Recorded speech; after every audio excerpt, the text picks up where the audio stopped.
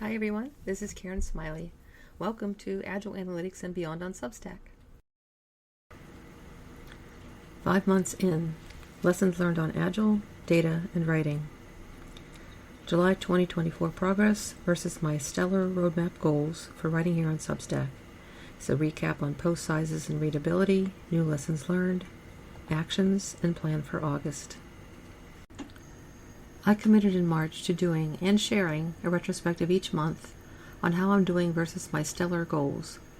Here's what I've learned in my 5th full month on Substack and what I'm going to do differently in August. Some acronyms I use. 6P equals my 6 Ps in AI Pods newsletter. AAAB equals my Agile Analytics and Beyond newsletter. RF equals Readability Formulas tool. WIP equals Work in Progress, or WIP. How it's going. In retrospective number 4, these were the goals I set for July. 15 to 20 posts in a mix of lengths, still aiming for 50% short, 50% long overall, and 24 to 32 notes plus comments. My effort budget for July posts stayed at 6 to 8 hours a day or 30 to 40 hours a week. 2 changes are worth noting. 1, I merged my Agile Teams newsletter into my personal newsletter sections, Agile Analytics and Beyond, i.e. this newsletter, and I sunsetted Agile Teams. 2, I've stopped logging my LinkedIn posts in my data file and measuring them. At this point, I don't see that effort as helping me improve as a writer. The data in this retro post reflects these changes, including data shown for previous months. To be clear, these post targets and my actuals don't include 1, posts written primarily by my collaborators, or 2, my forwards on any posts I cross-post from other Substacks. Aside from that, how'd I do in July? Here's a look at each element of the Stellar framework, other than ST, the starting position, which isn't changing. E, progress towards end goal. Quantity goals. I exceeded the high ranges of my goals for July by writing and publishing posts in now 2 Substack publications. My goal was 15 to 20 posts.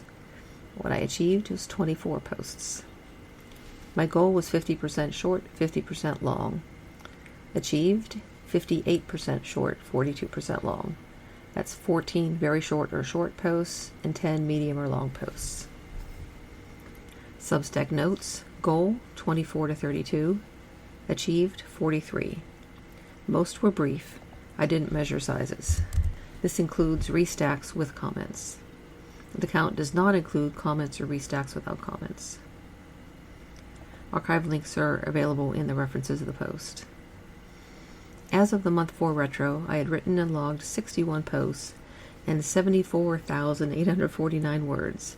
That's as counted by Microsoft Word and readability formulas. During July, I added 24 more posts and 22,482 words. That's as counted by readability formulas and does not include footnotes. My averages for July per workday: about 1 post, about 1,000 words, and about 2 notes per day. Total since March: 85 posts, 97,331 words. That's a whole book. On post sizes and distribution, the average length for my 24 July posts is 933 words, lower than 1,242 words in June. I'm okay with this ballpark. 58%, 14 of 24 July posts, were very short or short. That's 1 to 799 words. That's a bit on the high side of my original March goal of 50% short and 50% long. It's a swing from June, which was just over 40% short after excluding LinkedIn post data. Figure 1 in the article shows my post size distributions through July. The very short bars look different from the graphs in previous retros because I removed all of the LinkedIn posts from the data for all months. Quality goals.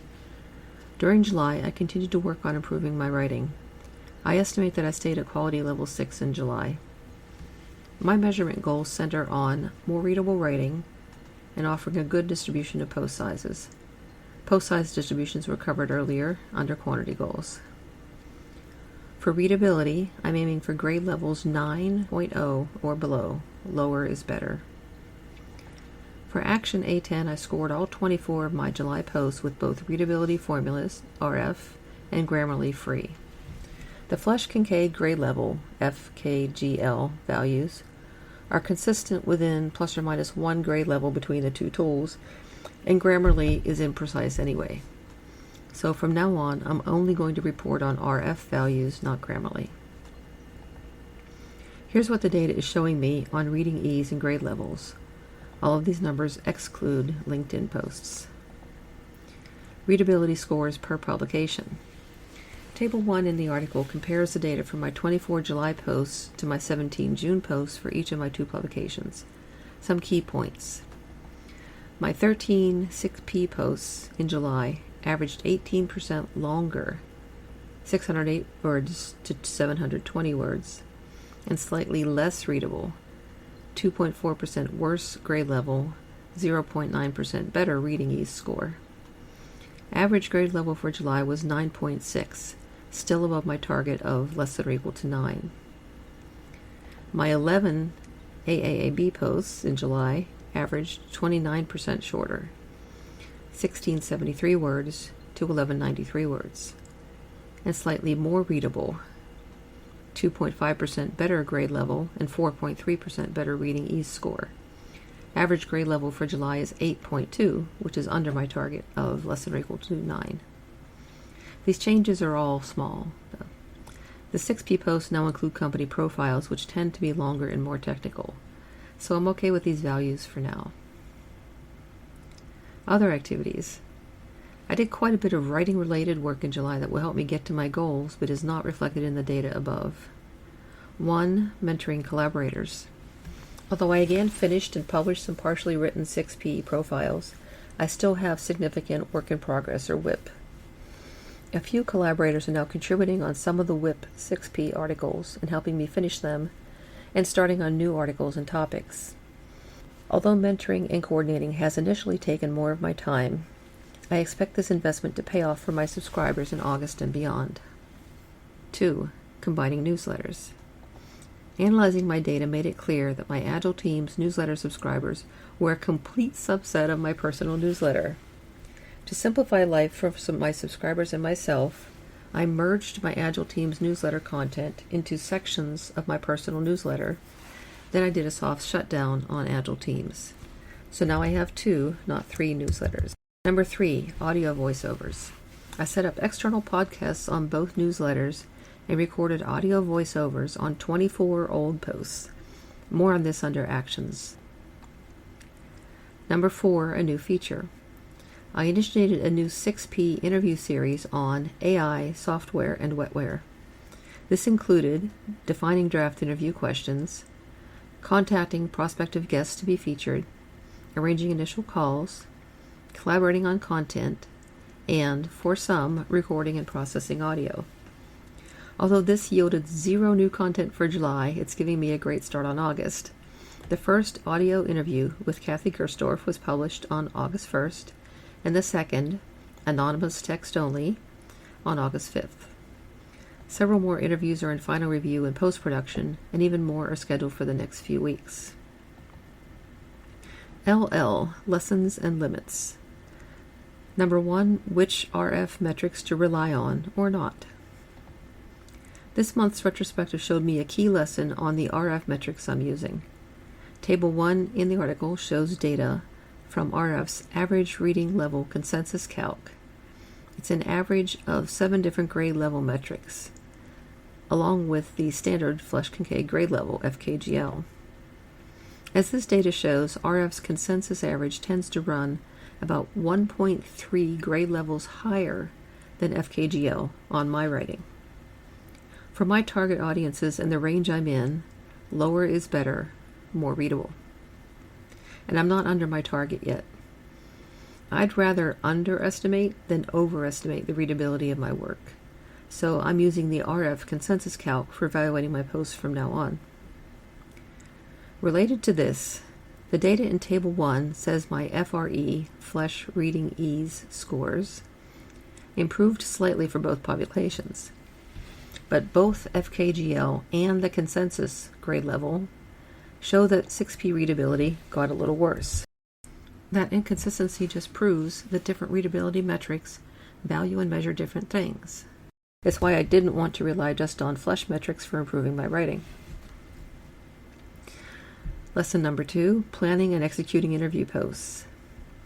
Another lesson is that the new interviews I set up in July and launched on August 1st are going to be quite different from my usual posts.